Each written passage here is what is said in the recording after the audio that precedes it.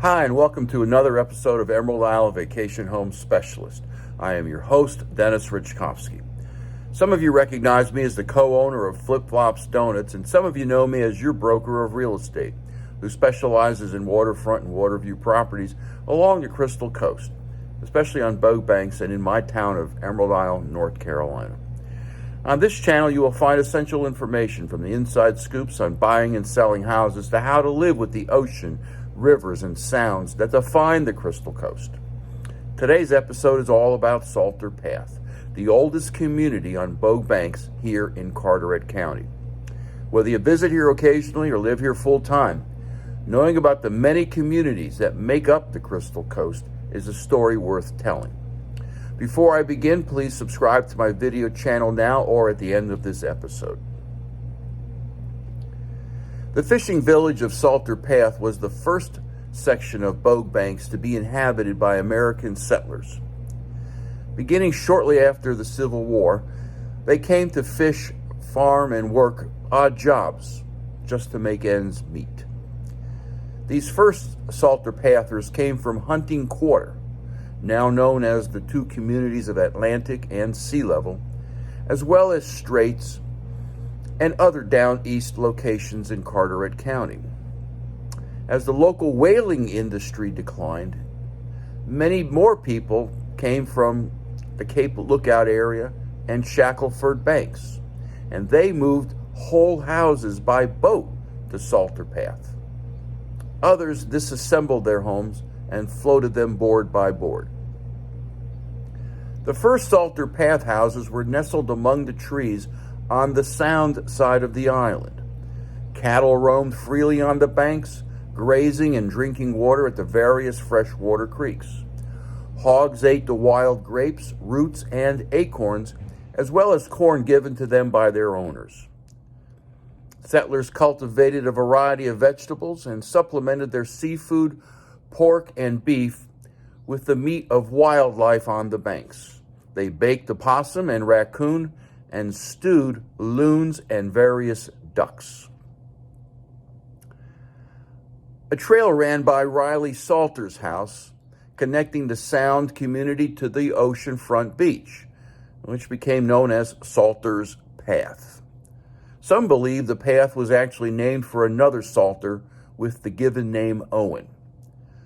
Whoever the namesake, that path gave the community its name and provided a way for Salter Pathers to access the beach when the mullet ran in big black schools out on the ocean. Salter Pathers have always lived for the mullet blow. Upon sensing the first blast of northeast wind, the finger mullet and hardhead mullet know it's time to head south for their winter spawn. The massive migration of mullet out of our creeks and sounds rings the dinner bell for fall to begin. The fishermen encircle the mullet with their long nets, nets which had been knitted so patiently by their women. The mullet, harvested for its oil, also provides good eats. Some people pickle or can finger mullet like herring or sardines. And of course, the striped mullet is famed for its succulent roe, while the whole fish is often butterflied and grilled or smoked. A village that lay quiet and peaceful, nestled among the live oak trees, almost like a quilt pieced together by an old hand, Salter Path is where you will find the soul of Bogue Banks. Lillian Smith Golden, born here in 1901, once wrote, "If there was ever a heaven on earth, it was here." This was wild country on both sides of us. We had a church, we had a school, we had a feeling for each other, a love for one another. Of course, with people came progress. And 1915 saw the first U.S. post office on Bogue Banks open here, and a name change from Salter Path to Gillikin. These occurrences also opened a new chapter in Carteret County history. For the first time in the county had two communities, Betty and Gillikin, named in honor of the same person, a woman named Sarah Elizabeth Betty Gillikin Adams. Records show that Betty Gillikin was born in 1881, the daughter of Chewy Pigot Gillikin and Claudonia Goulding Gillikin in Otway, a community located in the down east section of Carteret County. Chewy operated a small general store, and he was the first and only postmaster in Otway. Betty served as her father's assistant, and she helped him establish a new post office at a nearby settlement on the North River. In appreciation of her assistance, that new post office, as well as the community, was named simply Betty, a name it still has to this day.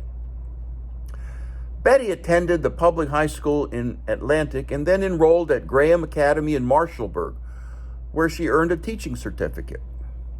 Betty took a job as a school teacher, first at Diamond City near Cape Lookout and then in Otway. In 1910, she married M.C. Adams of North River, and the couple made their home in Salter Path. Betty became the teacher at the Salter Path one-room schoolhouse. The name of the town was changed to Gillikin in honor of Miss Betty when the post office opened in September 1915. In 1918, when Betty and MC moved to Morehead City, the name of the post office and the village on Bogue Banks was changed back to Salter Path. When the Salter Path post office was closed in 2011, its assigned zip code of 28575 was combined into 28512 at the Atlantic Beach Post Office. Indian Beach and Pine Knoll Shores also share that 28512 zip. The 1930s brought more progress to Salter Path in the form of a paved road. The Works Progress Administration, an American New Deal agency, partnered with the North Carolina State Highway Commission to build a roadway west from Atlantic Beach, extending about 9 miles to Salter Path. Completed in 1940, the road was surfaced with a packed sand-clay mixture, which was guaranteed to prevent the road from rutting and becoming muddy in wet weather. The new road was wide enough for one vehicle, giving new meaning to the phrase, share the road. In 1953, the road was surfaced with macadam and widened to 2 lanes. Today, this 9-mile stretch of Highway 58 is designated the George W. Smith Highway. George Smith was Salter Path's revered mail boat captain. Captain George used his own vessel, the Floribel, to travel back and forth to Morehead City with incoming and outgoing mail.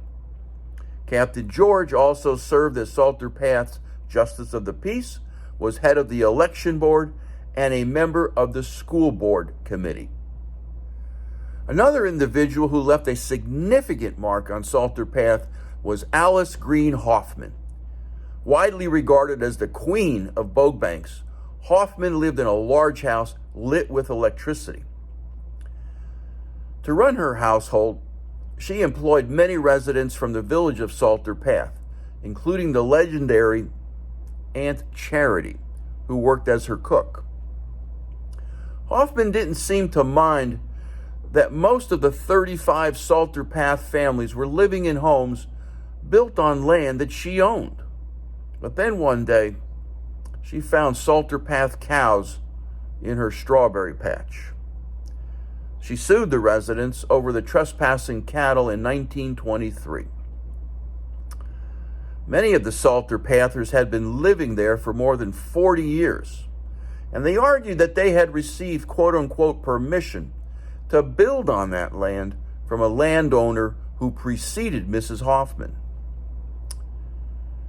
The Solomon's Choice court ruling upheld Hoffman's land ownership claim, but allowed the current Salter Path inhabitants and their descendants to occupy the village land under 3 conditions. First, that their cattle did not roam east of the village into what is now known as Pine Knoll Shores. Second, that they did not build outside the village boundaries or on the ocean front. And third, that they did not cut down any live trees. Some 50-odd years later, in the late 1970s, these squatters were given deeds to their land. Development followed in the form of summer winds and grand villas condominium complexes. But to this day, Salter Path remains the only unincorporated community on Bogue Banks. 81 acres that form an island on an island. To learn more about the towns that comprise the Crystal Coast, subscribe to my newsletter by texting your email address to 919-308-2292, or sign up for my blog on my website, www.eihomesforsale.com, and subscribe to Emerald Isle Vacation Home Specialist on YouTube at the end of this video. Stay well and stay safe, so come on down. Please subscribe to my channel below and definitely return next week to the same bat channel at the same bat time of 9 a.m. on Thursday for yet another episode of Emerald Isle Vacation Home Specialist.